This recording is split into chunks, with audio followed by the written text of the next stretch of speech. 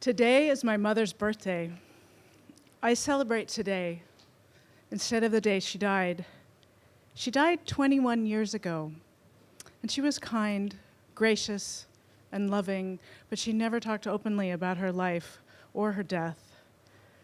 She lived for a full year following her stage 4 diagnosis of undifferentiated carcinoma. She discovered it in an exercise class. Her shoulder was sore, so she went to a nurse who palpitated this weird, squishy tissue and sent her straight to the hospital for a scan. No one could ever figure out what kind of cancer she had, but the cancer was everywhere in her body, and it must have been extremely painful. But I only saw her cry once.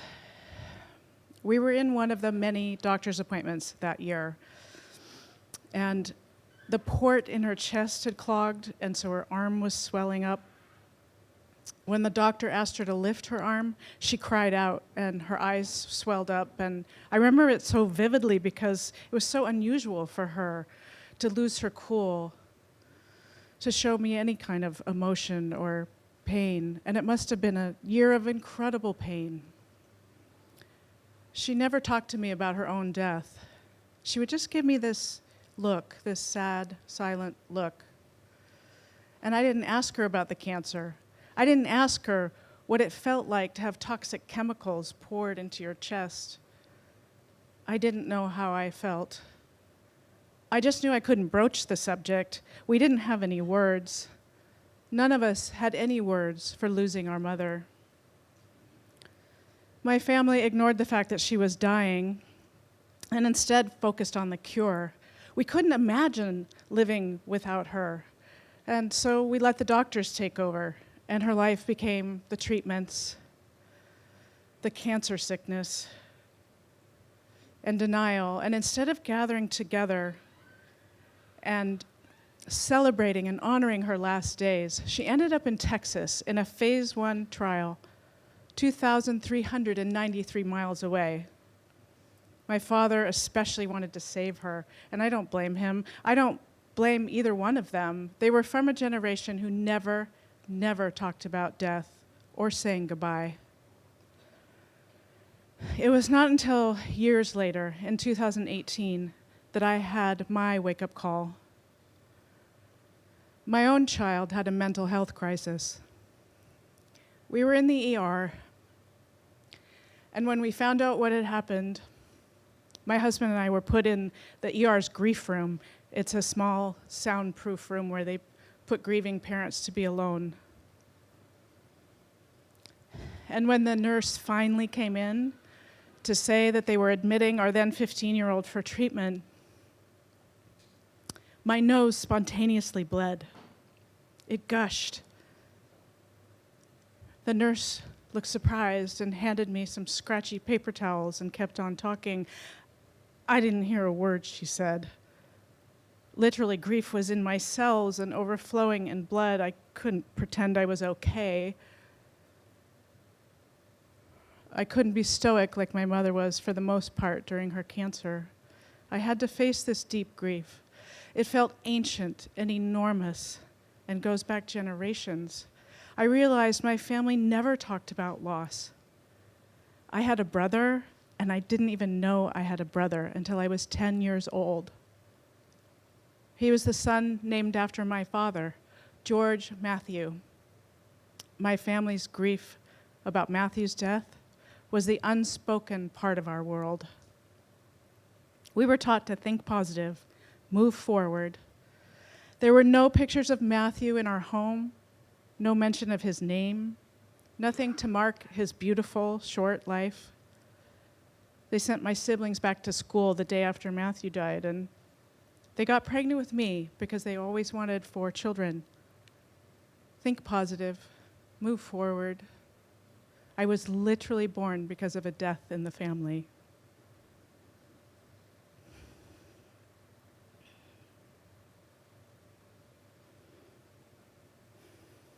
I can't imagine what it's like to lose a child. My moment in the ER was so powerful, and yet my child was still alive. I realized grief was making me sick. When my nose bled and nausea overwhelmed me, I had to face all that stuff that was in my body. If you're one of the millions of people that have read The Body Keeps the Score, then you know what I'm talking about. In order to grow and heal, I had to feel all those feelings about my mom, about my teenager, everything I was holding. And I had zero skills, no language. I began to imagine what our culture would look like if we had a language for the end of our finite life. If we accept that we have limited time on this planet, how much deeper our conversations would be. I would have told my mom all the things I appreciated about her and her life.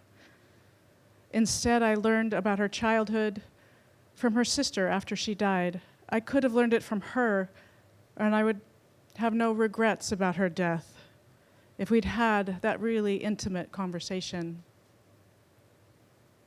Why do we go for the Hail Mary? Why do we pull out all the stops to live longer? Why does Western culture put so much energy and money into prolonging the inevitable? Our Hail Mary put Mom far away in Texas, and she loved her life. She loved her grandchildren, her garden. She had the most beautiful flowers. She was far away from me and my siblings, and I couldn't travel at that time because I was 8.5 months pregnant. The airlines would not let me on the airplane. I was huge. She never got that phase 1 drug either. They sent her home with pneumonia. She was awake only a short time. She called me by her beloved nurse's name and fell into a coma. She died on May 10th, and we spread her ashes on Mother's Day. And then I started having contractions. She missed her youngest grandchild by only 5 days. But the whole family missed out. If someone had asked her what she wanted, she might have had more time with the things she loved. Our relationship would have grown deeper in that last year of her life because she was dying. If my family had gathered to talk about her life, we could have grown together, weaving stories. Many cultures do exactly that. They openly grieve together. After my kid was in the hospital, I launched a deep dive to understand how and why my body holds grief. I had to learn how to release it. I had to learn the language of emotions. And I started producing a library of interviews with authors who have written about grief and loss and death. I am committed to this conversation. This is really a conversation about life. I want you to imagine a peaceful exit, one that aligns with everything you love. We can imagine this as a positive conversation, not a dark or difficult one. Talking about death is like talking about sex. It doesn't have to be the 200-minute conversation. It can be 200 one-minute conversations. So you're driving your kid to school and you're pulling up to the curb and you say, "Hey, do you know how to use a condom? I think I want to be cremated. How about tacos for dinner? See you at 3. Have a great day." Regardless of whether your death is peaceful or not, you will live more fully, normalizing this conversation. I know unexpressed grief is dangerous. Holding fear is why we hurt others. We hoard stuff. We live in scarcity. We become estranged from our family members. With so much death and fear in the world right now, it might seem naive to think about a peaceful exit. But our United States culture of denial, especially about aging and death, is not bridging differences. It's not healing broken hearts. It's not building safe and resilient communities in times of trouble. Imagining a peaceful exit gives us a positive conversation. It opens up the possibility of planning and acting in love and service to those left behind. Knowing we will all die someday, this conversation makes us better partners, caregivers, and neighbors. And it gives us fodder to grow as a human family. Thank you.